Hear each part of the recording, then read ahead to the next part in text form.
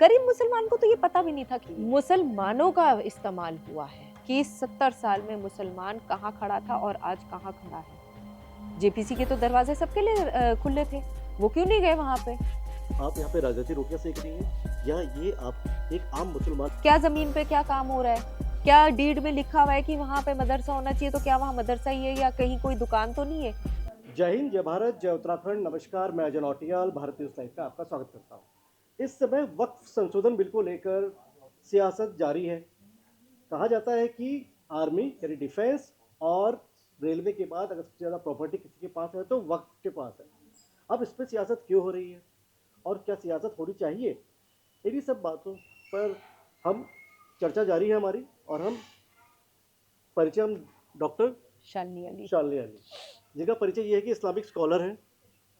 और आपसे जानते हैं हम लोग कि चल क्या रहा है वक्त को लेकर। और एक परिचय तो हमने दिया आपका इस्लामिक स्कॉलर वाला, आप अपना परिचय अपने दर्शकों को दे देते। देखिए, मैं डॉक्टर शालिनी अली मुस्लिम समुदाय से हूँ और स्कॉलर तो नहीं कहूँगी, जानकार ज़रूर कहूँगी। और जानकार इसलिए कहूँगी क्योंकि जानकारी आपकी बढ़ती जाती है। तालीम एक ऐसी बात है जो कि ज़िंदगी भर बढ़ते रहे, बहुत अच्छी बात है। वक्फ को लेकर बहुत ज़्यादा कंट्रोवर्सी है, आप भी जानते हैं। सबसे लंबी जेपीसी की बैठकें हुई, बल्कि मेरा सौभाग्य ये था कि महिलाओं की प्रतिनिधि को ले जाने में जो जेपीसी में हाथ रहा है, मैंने उसे लीड किया है। जेपीसी की मीटिंग में मैं रही हूँ, 3.5 घंटे की हमारी बैठक रही और जगदम्बिका पाल जी ने और बाकी सब मेंबरों ने भी बहुत अच्छे से हमारी बातों को सुना, समझा, सवाल भी करे, उनके जवाब भी उन्हें मिले। कंट्रोवर्सी क्या है उसको जानने के लिए सबसे बड़ी बात यह है कि हम ये जान लें कि वक्फ क्या है और वक्फ से क्या काम हो सकता था, कंट्रोवर्सी किन बातों के ऊपर है।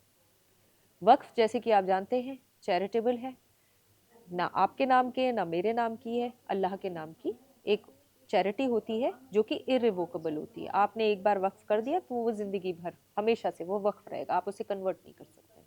पहली चीज। दूसरी चीज, वक्फ एक रिलीजियस एक्टिविटी है, पर क्योंकि हमारा देश और हमारा संविधान, हमारा कानून शरीयत के बेसिस पे नहीं है, इसीलिए वक्फ के मैनेजमेंट के लिए एक एडमिनिस्ट्रेटिव बोर्ड बनाया गया है जो कि वक्फ बोर्ड के नाम से कहलाया जाता है और वो आता है मिनिस्ट्री ऑफ माइनॉरिटी अफेयर्स के अंडर।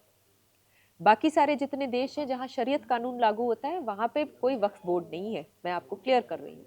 वहां पे मिनिस्ट्री ऑफ औकाफ होती है, मिनिस्ट्री ऑफ रिलीजियस अफेयर्स होती है। वहां पे सिस्टम ये है कि आप सारा काम करते हैं सरकार के तहत मिनिस्ट्री के अंदर। अगर यही काम हमारे देश में हो जाएगा तो जितना आप अभी आक्रोश देख रहे हैं उससे ज्यादा बढ़ जाएगा, क्योंकि चीजें ट्रांसपेरेंट हो जाएंगी। अब जब वक्फ की इतनी जमीनें हैं, मेरा सवाल पहला ये है उन लोगों से जो कि इसका विरोध कर रहे हैं, क्या आपको भी पता है एग्जैक्टली कितनी जमीन है?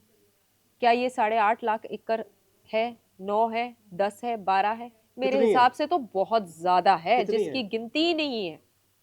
मैं उसका कोई आपको बता ऑफिशियल रही, रिकॉर्ड नहीं है? देखिए ऑफिशियल रिकॉर्ड इस वक्त जो वामसी में पोर्टल में आया वो 8.5 के करीब का है।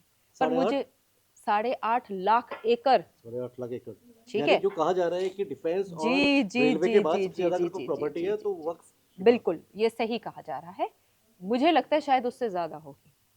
मैं आपको इसलिए बता रही हूँ क्योंकि बहुत सी ऐसी प्रॉपर्टी हैं जो रजिस्टर भी नहीं हुई है। सरकार कह रही है कि आप वक्फ बोर्ड के अंदर अपनी जो वक्फ की जमीनें उन्हें रजिस्टर कराइए, उसकी यूसेज को रजिस्टर कराइए। मेरा भी यही सवाल है कि मुझे एटलीस्ट ये तो पता होना चाहिए, मैं इसी कम्युनिटी की हूँ और मेरे जैसे बहुत से ऐसे लोग हैं। हम ये पूछ रहे हैं कि क्या ये अकाउंटेबिलिटी, आंसरेबिलिटी और ट्रांसपेरेंसी को लेकर आपको क्यों इतनी दिक्कत हो रही है? क्या ये हमारा जानने का हक नहीं है? और ये क्या आपको अपने आप एक सच्चे मुसलमान होने का फर्ज अदा नहीं करना चाहिए कि जो जमीन जायदाद अल्लाह के नाम की है उसको आप बिल्कुल पाक साफ, अकाउंटेबिलिटी, हिसाब किताब के तो साथ शाला जी, रखें? वक्फ बोर्ड तो कांग्रेस कह रही है कि हमने ऑलरेडी वक्फ बोर्ड जो कानून है, कानून तो हमारे टाइप का बनाया हुआ है, इन्होंने एक संशोधन वर्ड जोड़ दिया। और संशोधन के साथ कहीं ना कहीं अपना जो टारगेट था, मुसलमानों को टारगेट करना था इन्हें वोट बैंक के लिए। तो ये सब बातों का क्या जवाब है? अगर हुआ होता तो आज हम इस बात की लड़ाई क्यों कर रहे हैं? संशोधन 2013 में हुआ था, आप सही कह रहे हैं, संशोधन बहुत सालों से हो रहा है। पर आज इस बात को लेकर क्यों इतना अप्रोर हो रहा है? उस संशोधन में ऑडिट तो था ही नहीं। उस संशोधन को पार्लियामेंट तक लाने के लिए 3 दिन का समय दिया गया। इस संशोधन के लिए तो साल भर हो गया है, जेपीसी की बैठकें हो गई हैं, गठित हुई, बैठकों में स्टेक होल्डर्स गए हैं, अलग अलग समुदाय जो थे, जो मुसलमानों के साथ के हैं, वो लोग भी गए हैं, अलग अलग राजनीतिक दल के लोग भी गए हुए हैं। तो इतनी सारी बैठकें होने के बाद में 13 घंटे की चर्चा हुई है दोनों सदनों में अलग अलग। उस टाइम पे तो 3 घंटे में पारित हो गया। आपने तो उस टाइम पे 123 जो प्रॉपर्टियां हैं, आप तो दिल्ली में रहे हुए हैं, आपको तो पता ही है, वो जो वक्फ प्रॉपर्टियां 123 प्रॉपर्टियां, वो क्या इलेक्शन के टाइम से आपने बस 2 दिन पहले नहीं कर दिया था? ये सब क्या है? वो धांधलेबाजी है ना। तो तुष्टीकरण का काम करना, वोट बैंक का काम करना, ये सारे काम तो कांग्रेस करती आई है। इस सरकार ने लोगों के बीच जाकर ये बात कही है कि हमारे वक्फ बोर्ड में धांधलेबाजी हो रही है। क्या ये एक बहुत ब्रेव एक्ट नहीं है? आप सब जानते हैं कि जितनी भी सरकारें चल रही हैं भाजपा के स्टेट्स में, उन स्टेट्स में जो भी चेयरमैन होता है, जो भी गठित होता है, वो सरकार के ही तो होते हैं ना। ये तो सरकार खुद कह रही है कि धांधलेबाजी है, इसको करेक्ट करने का टाइम आ गया है। तो यहाँ पे तुष्टीकरण की बात कहाँ से आ गई? तुष्टीकरण तो तब होता है जब सरकार कहती चलो यार मुसलमान को चुप रखो। तो जो मुस्लिम धर्मगुरु हैं वो इसका विरोध क्यों कर रहे हैं? अगर आप इस्लामिक स्कॉलर कौन हैं से धर्म तो वो भी गुरु तो हैं? मेरे वो को आप बताइए कौन से धर्म अब गुरु यहाँ हैं? की बात भी हम करें, हमने शहर काजी से बात की, हमने अलग जी, धर्मगुरुओं से बात की, जामा जी, मस्जिद के जी, शहर काजी हैं जी, और अलग अलग मुस्लिम धर्मगुरुओं का पक्ष जानना चाहा, जी। तो उन्होंने कहा कि जो वक्फ को लेकर अमेंडमेंट बिल जो आया है हाँ, इसमें उनकी राय शुमारी नहीं है, उनसे राय नहीं मांगी गई वो और गए गलत हो रहा है। जेपीसी में, वो गए जेपीसी में, उन्होंने अपना पक्ष रखा जेपीसी में। जेपीसी के तो दरवाजे सबके लिए खुले थे। वो क्यों नहीं गए वहां पे? उन्होंने अपने तर्क क्यों नहीं रखे? मैं गई हूं ना, मैंने बोला है मेरे को जानना है कि कितनी जमीन है, क्या जमीन पे क्या काम हो रहा है, क्या डीड में लिखा हुआ है कि वहां पे मदरसा होना चाहिए, तो क्या वहां मदरसा ही है या कहीं कोई दुकान तो नहीं है, और दुकान का किराया किस रेट से है? आप बात कर रहे हैं लाखों एकड़ जमीन के, आप बात कर रहे हैं 70 साल के इस देश की। क्या पिछले 70 सालों में 5 रुपए का ही रेट था? क्या जमीन के रेट्स नहीं बढ़े? क्या किराया नहीं बढ़ना चाहिए? क्या किराया देने से पहले आप धर्म पूछ रहे हैं? आप राजस्थान जाइए, वहां पे स्टेट वक्फ बोर्ड की आप निकालिए, ब्यौरा निकालिए, वहां पे 65% से ज्यादा जो लोग हैं जिन्होंने वक्फ की जमीनें लीज पे ले रखी है, वो नॉन मुस्लिम है। आपको पता था ये बात? जब आप लीज आउट करने के टाइम पे धर्म नहीं पूछ रहे हैं, आप यूज देख रहे हैं, ठीक है दुकान है तो आपने किसी दुकानदार को दे दिया। आप जाइए दिल्ली में जाकर देखिए, वक्फ बोर्ड की इतनी जमीनें हैं, क्या वहां पे सिर्फ मुसलमान किराएदारी हैं? जब आप किराए पे देने के लिए धर्म नहीं देख रहे हैं, तो आज अगर आप कह रहे हैं एडमिनिस्ट्रेटिव बोर्ड में 2 नॉन मुस्लिम आ जाए तो क्या दिक्कत है? और ये मैटर तो सब जुडिस है। देखिए अगर सुप्रीम कोर्ट बीजेपी कहता है। पसमानदा मुसलमानों को लेकर या बोहरा समुदाय को लेकर एक बैठक करती है जी, और ये बताने की कोशिश करती है कि कहीं ना कहीं मुसलमान हमारे साथ खड़ा है। बिल्कुल है। वही जो अभी जो नैरेशन का जो खेल चला जा रहा है, कांग्रेस एक नैरेशन करती है कि नहीं नहीं मुसलमान जो है इसके विरोध में है। तो इसको लेकर क्या कहेंगे कि वक्फ बिल जो बना था, जो उसकी जो मंशा थी, क्या वो पूरी नहीं हो पाई थी? देखिए, मैं एक बहुत सीधा सिंपल सवाल अब आपसे पूछती हूँ। आपने मुझे कांग्रेस की बात कही, मैं आम जनता की बात करती हूँ। आम जनता को इससे पहले जब 2013 में संशोधन हुआ था, आप तो तब भी न्यूज एजेंसी में थे, तब आपने कितना टाइम दिया था वक्फ संशोधन कानून को?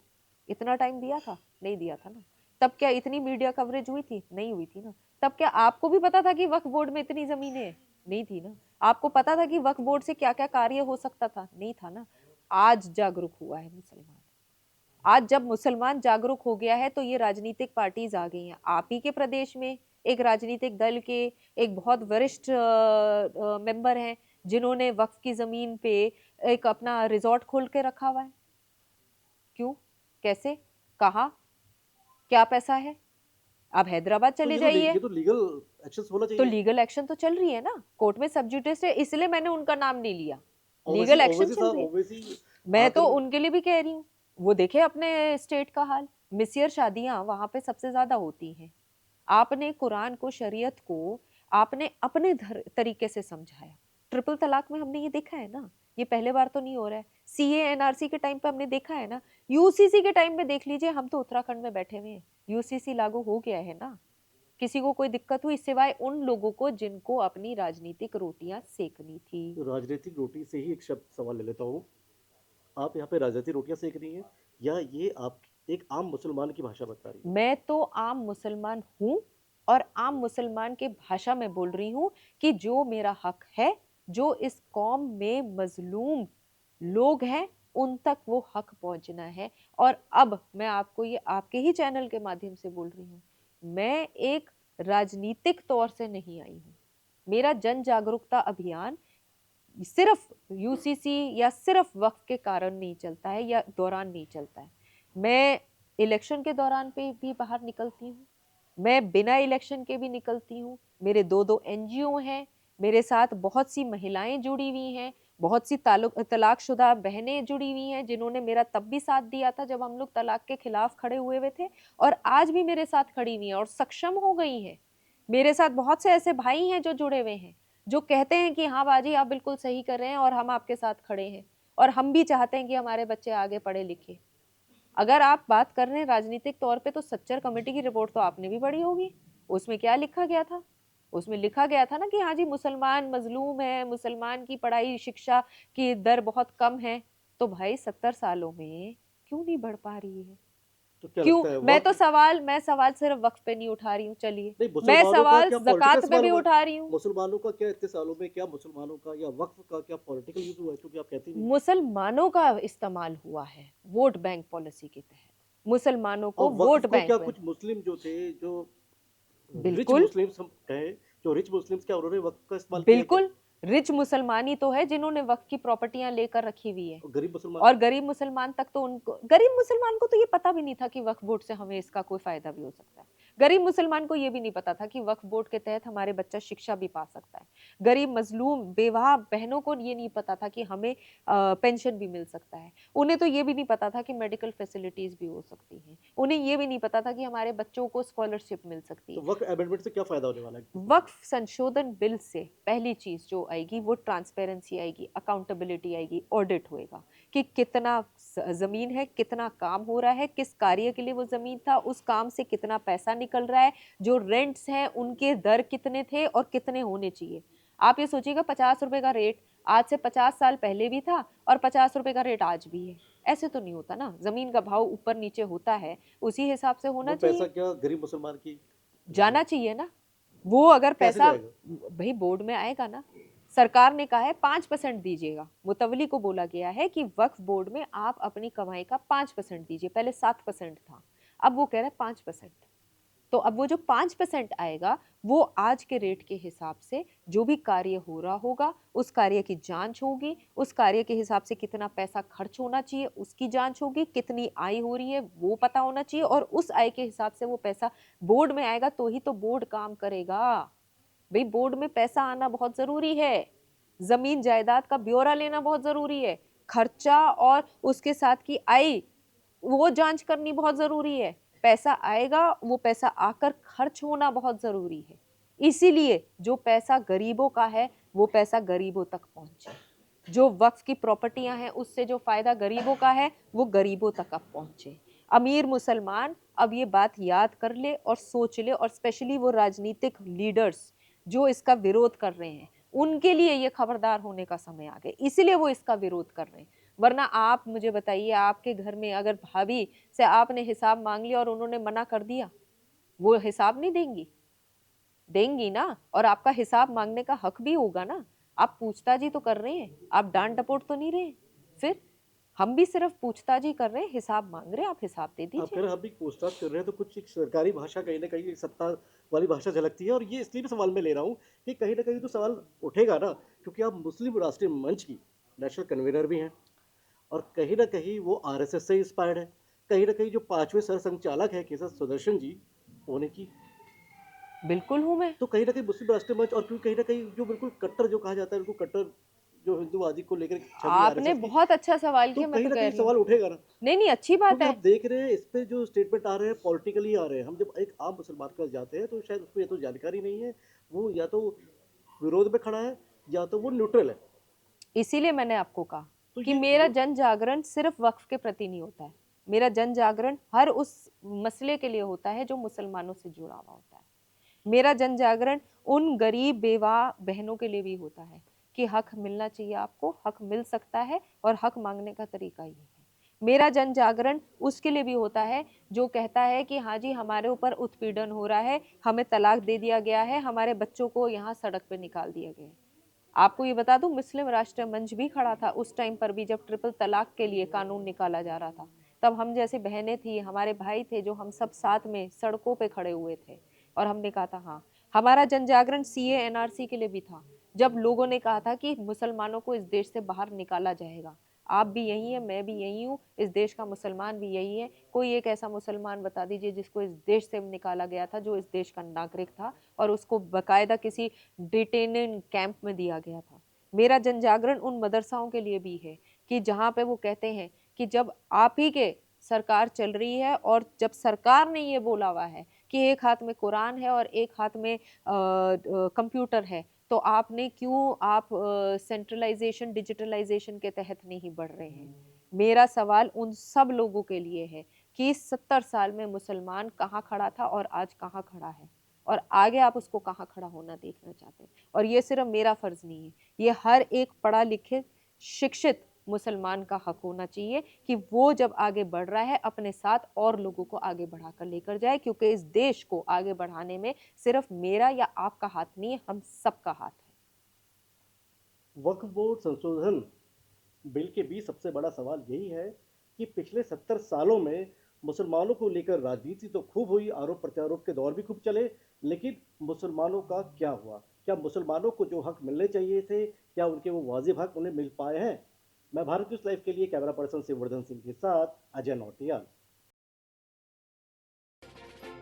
भारत न्यूज़ लाइव से जुड़ने के लिए इसे लाइक, सब्सक्राइब और बेल आइकन दबाएं।